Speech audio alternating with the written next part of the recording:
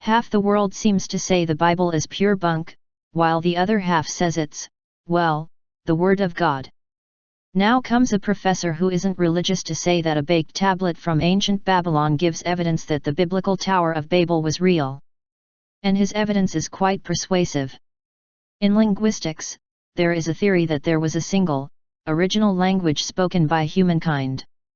The Bible's book of Genesis, chapter 11, hews to that line too, in the passage about the Tower of Babel. Now the whole world had one language and a common speech.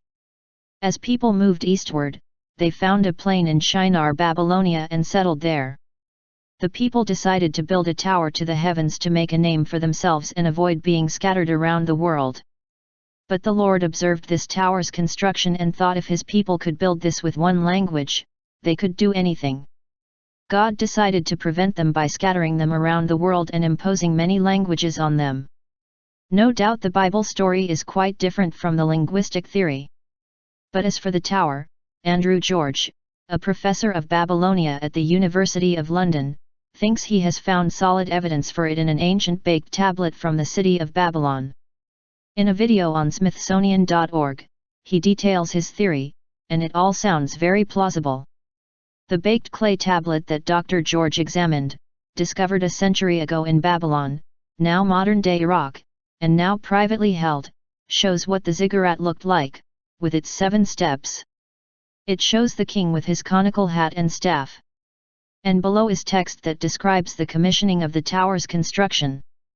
This is a very strong piece of evidence that the Tower of Babel story was inspired by this real building, Dr. George told Smithsonian.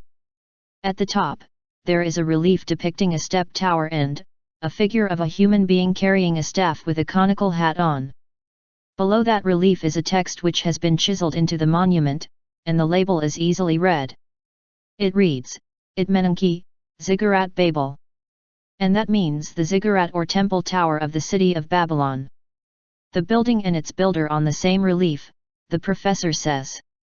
The text gives an account of the people enlisted to construct the tower, as translated by Dr. George. From the upper sea Mediterranean to the lower sea Persian Gulf, the far-flung lands and teeming peoples of the habitations I mobilized in order to construct this ziggurat of Babylon. The Smithsonian video says this tablet gives further proof that the Tower of Babel was an actual building.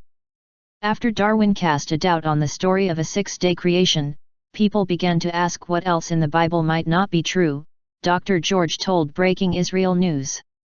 In the 19th century there was a discovery that the Assyrian kings described in the Bible were real and corroborated by archaeological evidence, making us ask now, how much more in the Bible is true?